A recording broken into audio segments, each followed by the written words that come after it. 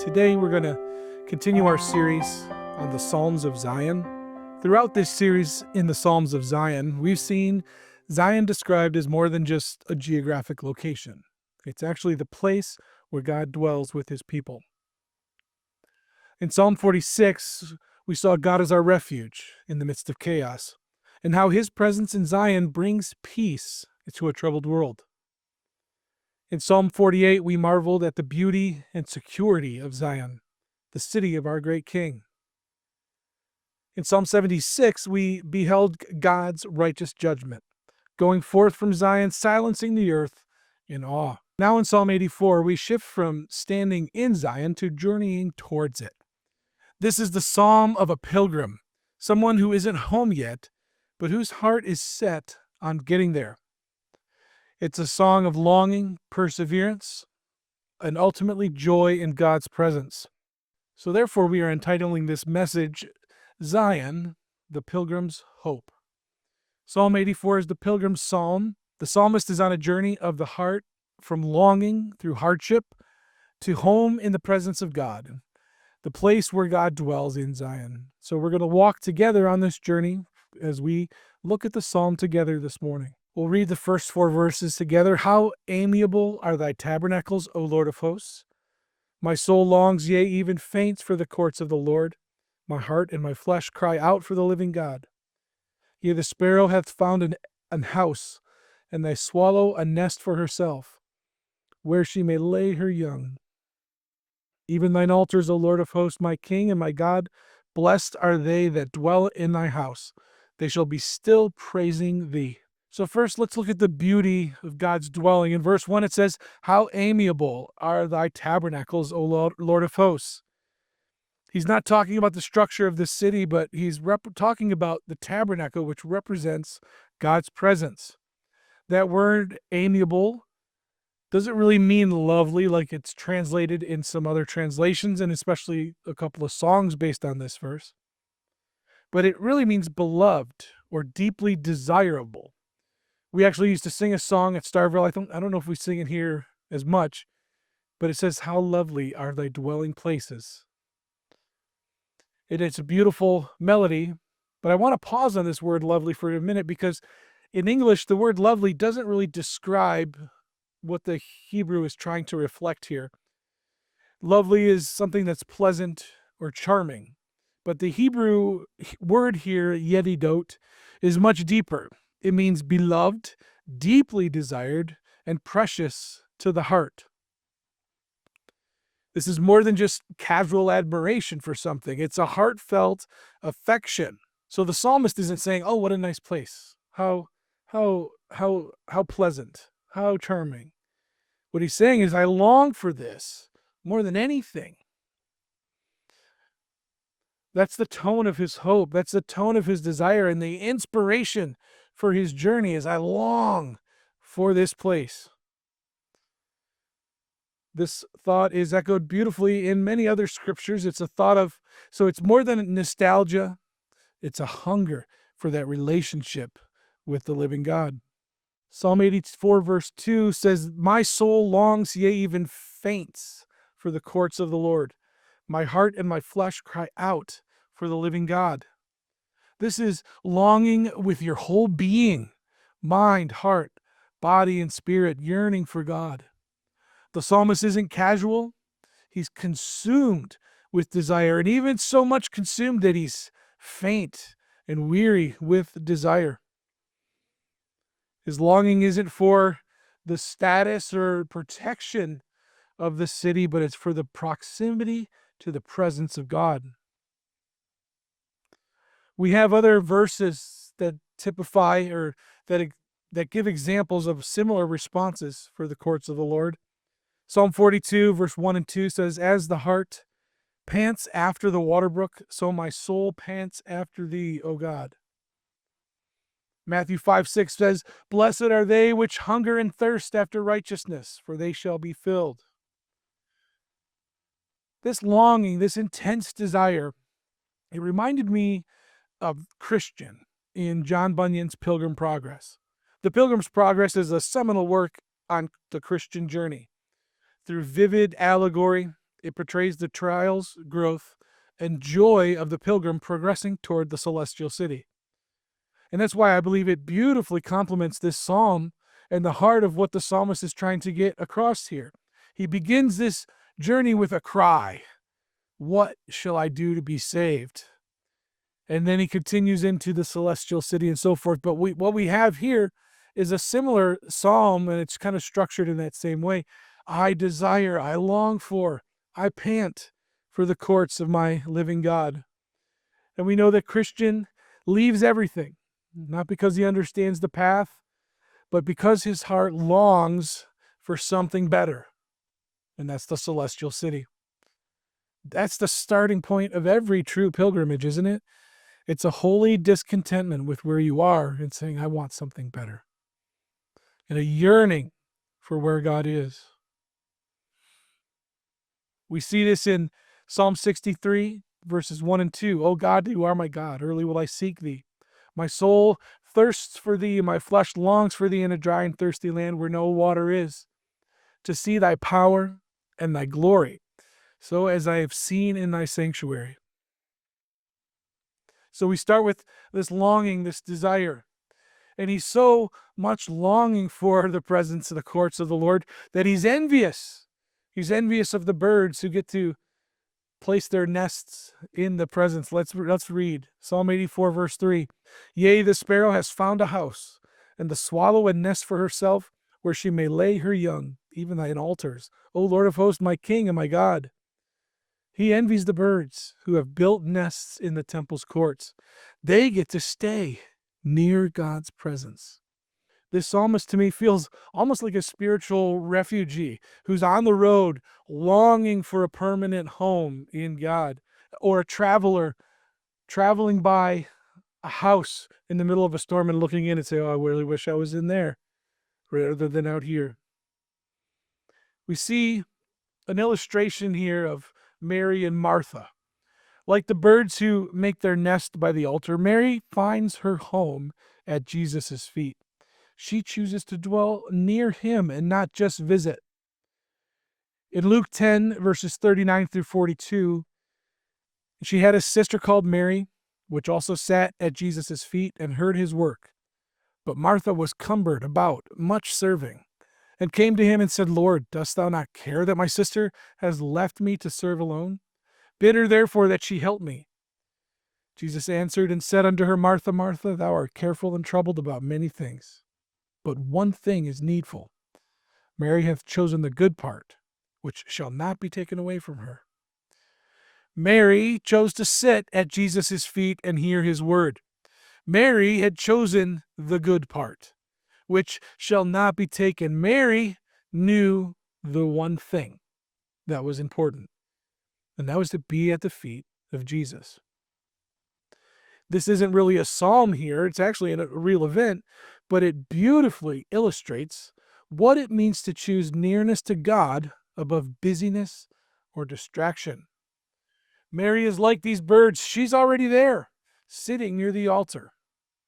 And it's what this psalmist yearns for. It reminds us of Philippians 3:20, where he says, our citizenship, our conversation is in heaven, from whence also we look for a Savior. We're already there.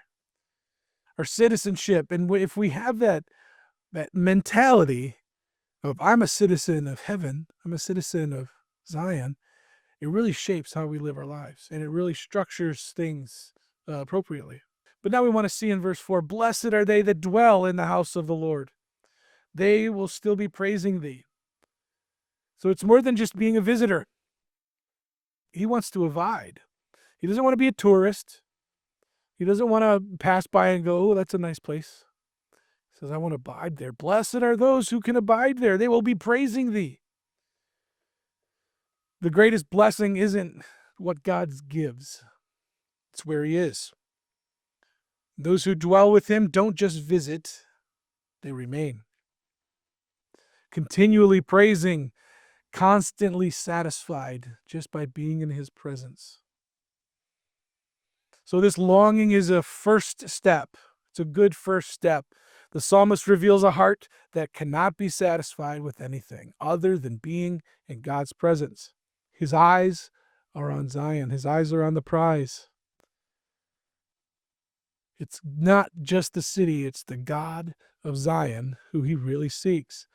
He's longing for beauty. He's longing for presence. He's longing for communion, and he wants to dwell with his God.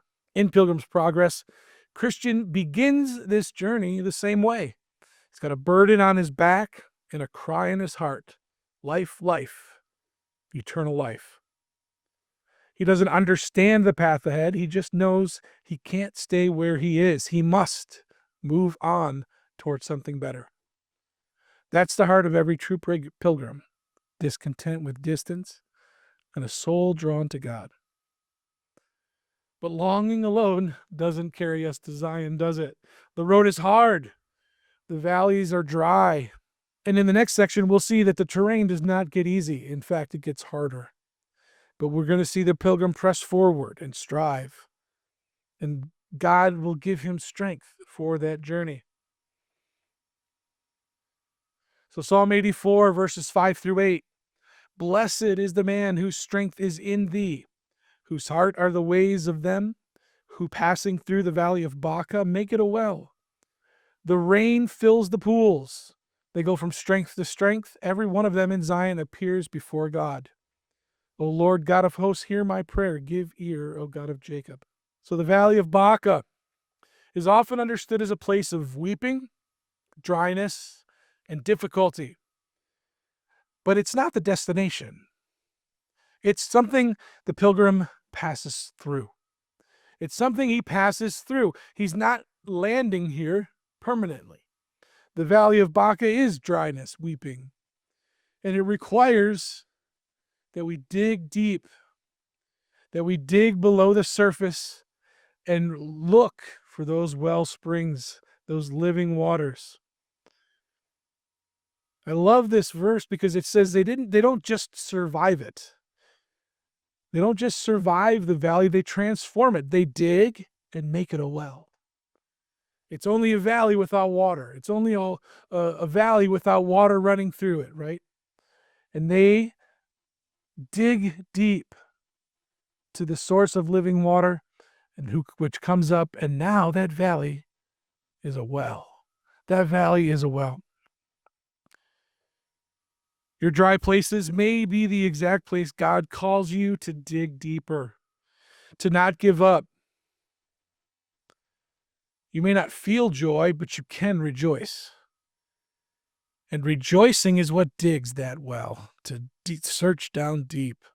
Isaiah 61:3 says, to appoint unto them that mourn in Zion, to give unto them beauty for ashes, the oil of joy for mourning, the garment of praise for the spirit of heaviness, that they might be called trees of righteousness, the planting of the Lord, that he might be glorified. As we allow God to work in us in the valley, we're transformed. We have an exchange. We exchange our ashes for his beauty. We exchange our mourning for his joy, our heaviness for praise. He also builds stability. He calls them trees of righteousness. We are his planting, which is why over and over and over again, you will see Psalms and Proverbs and verses in the New Testament that remind us of the importance of rejoicing. Philippians 4:4 says, rejoice in the Lord always. And again, I say rejoice. Always. Not just when you feel good. Rejoice in the Lord always. Because when we worship in hardship, we tap into something supernatural. We're digging down deep and making that valley a well. Transforming. So the Valley of Baca is more than just a dry, weeping place. It's a test. It's an opportunity, a proving ground to place. It's a place where sorrows could stall us, but instead the faithful dig deep. They don't find strength in the absence of pain. They find it in the act of pressing on. They dig a deep well, a place of refreshment, drawn not from the surface circumstances, but from the deep joy of God. that can be tapped into in even the darkest places. But they don't just stop there. They go from strength to strength. Psalm 84 verse 7 says, they go from strength to strength. Every one of them in Zion appeareth before God. This journey does not get any easier. But it is a journey where strength can be renewed at every step. This is where Nehemiah 8:10 speaks volumes. Neither be ye sorry, for the joy of the Lord is your strength. The joy isn't the result of getting through the valley. Joy is the resource that helps us get through the valley. Do you see how that works? Joy doesn't come at the end of the valley. Joy is necessary to get through the valley. It's the resource we need. We don't wait to rejoice until we feel strong. You rejoice until you become strong. Isaiah 40:28-31 fits perfectly here. Hast you not known, hast thou not heard, that the everlasting God, the Lord, the creator of the ends of the earth, faints not, neither is weary. There is no searching of his understanding. He gives power to the faint. And to them that have no might, he increases their strength. Even the youths shall faint and be weary. The young men shall utterly fall. But they that wait upon the Lord shall renew their strength. They shall mount up with wings as eagles. They shall run and not be weary. They shall walk and not faint. Psalm 84, it talks about going from strength to strength. I think this is the exact spiritual, pastoral view of what this is. You could say, pessimistically, yep, you're going to go from one valley to the next valley to the next valley. Or you could look at it as God sees it, as an opportunity to go and get stronger and stronger and stronger. This going from strength to strength implies momentum, spiritual momentum. The more we walk with God through hardship, the more resilient, trusting, and stable we become. To me, this is the psalmist seeing the positive from the Valley of Baca, rather calling it the Valley of Experience, the Valley of Transformation, the Valley of Strength. He could say, yes, you're going to go through weeping and despair, and then from weeping to despair to more weeping and despair. But instead he says, you're going to get stronger, and you're going to get stronger, and you're going to get stronger. So we may feel weak now. Maybe we're in a valley now. We've all been there. But God is giving us opportunities to make that well, or to make that valley a well, to build us up, to strengthen us. And the great thing is you don't need strength to get you all the way to the celestial city. You just need strength for the next step, to the next place on the journey. So this confidence of the pilgrim, though we weep, though we stumble, though we dig and fight for joy, we will appear before God. That's hope. That's hope. That's the hope we have on this journey, that no one can get lost along the way. Zion is not just possible, it's promised. Every valley becomes a platform to a new experience, a new opportunity to develop more strength. Not all at once either, but gradual, step by step. Psalm 30 verse 5 gives us great encouragement. Weeping may endure for a night, but joy comes in the morning. Joy comes. Yes, weeping happens, but joy will come. As I was preparing this, I listened again to Sarah's message on the Valley of Baca, which was part of her series, The God of Valleys. And she said, when we get to the mountaintop, we'll understand. And I thought that was such a beautiful way of illustrating this verse, because it gives us the perspective that we have and what we need in Zion. When we appear before God, it will make every valley along the way worth it. And we'll also see the journey from step to step, from strength to strength.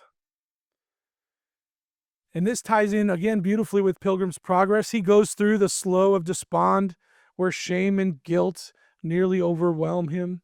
He goes through the valley of the shadow of death, where darkness, fear, and spiritual warfare occur. He goes to the doubting castle and giant despair. imprisoned by discouragement until he remembers that he has that key of promise. But even in these valleys, Christian is sustained. He's encouraged by hopeful and faithful. He's fed by heavenly bread, and he's equipped by the interpreter's house. So like the psalmist in Psalm 84, Christian learns to press through hardship, not because the journey gets easier, but because God sustains him at every stage. In the valley, we dig deep. In the journey, we strengthen. So this journey is not just about surviving the valleys, though. It's about ascending to something greater. And we've seen how this valley can become a well, how sorrow can be turned to joy, and how strength is renewed at every step. But Psalm 84, thank God, does not end in the valley, does it? It leads us to a glorious summit. Here now, the psalm lifts his eyes from the road to the destination. Not just a place on a map, but the courts of the Lord. So let's see these last couple of verses, how we are blessed when we finally arrive at our destination. Psalm 84, verses 9 through 12. Behold, our God, our shield, and look upon the face of thine anointed. For a day in thy courts is better than 1,000. I'd rather be a doorkeeper in the house of my God than to dwell in the tents of wickedness. For the Lord is a sun and a shield. The Lord will give grace and glory. No good thing will he withhold from them that walk uprightly, O Lord of hosts. Blessed is the man that trusts in thee. After longing, after laboring, the psalmist arrives at his destination. Not just Zion the city, but the presence of God himself. And what he finds is every step of the journey was worth it. Everything was worth it along the way. Psalm 84:10, for a day in thy courts is better than 1,000 elsewhere. It doesn't ask for comfort or prestige. He says, I'd rather be a doorkeeper. He doesn't say, I want to go in and be the number one guy. He goes in and says, I'll just keep the door. I'll just open and close the door and let people in. It echoes that response to that cry in his heart. I just want to be there. I long, I thirst for it so much that I'd be happy just to open and close the door for everybody. The Lord is the longing that drove him to the journey is now he's fully satisfied by being in the presence of the Lord. The Lord is a sun and a shield. He will give grace and glory. These are some pretty nice metaphors, very poetic. The sun gives guidance, warmth, revelation, clarity. The shield gives protection, defense, strength in battle. And what's remarkable that he gives both grace and glory.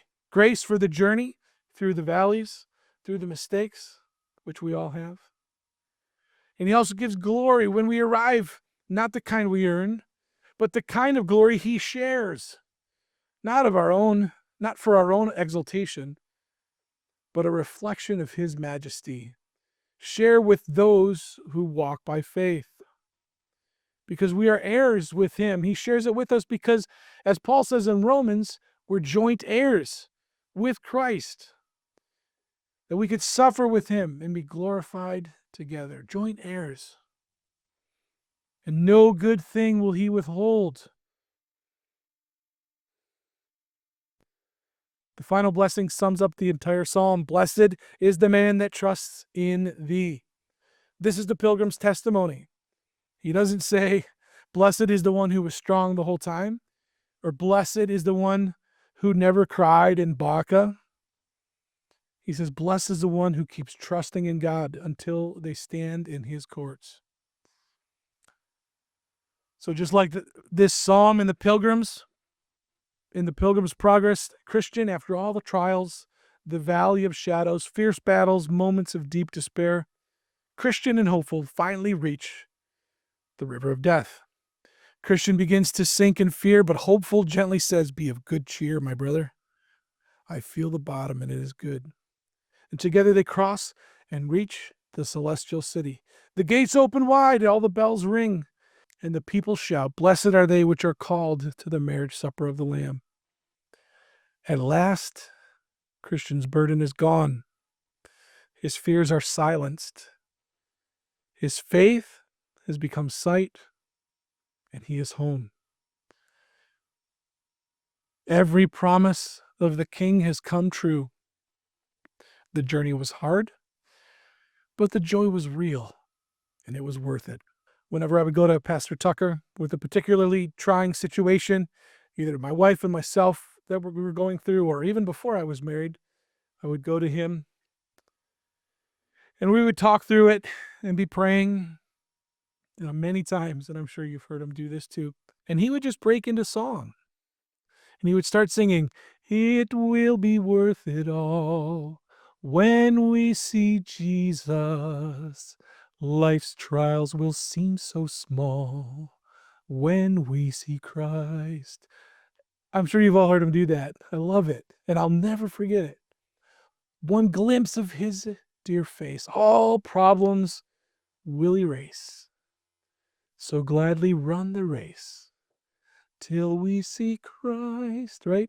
Beautiful song, beautiful memory, and something that Pastor Tucker instilled in me forever. When we see Christ, one glimpse is all it will take. So Psalm 84 walks us through these stages and we end up home. And it's all worth it. Starts with longing for the destination, strength along the way, blessing when we arrive. This holy discontentment, my soul longs for something else. This has to be more than this. It continues through the Valley of Baca, where he digs and learns to make a well and draw strength from even the most trying situations. But thankfully, he doesn't finish there. He ends with, I'm finished, I'm arrived, I'm home, and it was all worth it. So if you're in a valley, I want to encourage you, keep walking. Strength is coming. Are you weary? Rejoice, wells are forming. Are you longing? That's where it all begins. And when you arrive, you will say, yes, it was indeed worth it all. Every one of them in Zion appears before God. You are not lost. You are not forgotten. So don't stop. Keep trusting. Keep walking. Because one day soon, you'll stand in his courts and say with the psalmist, it was all worth it.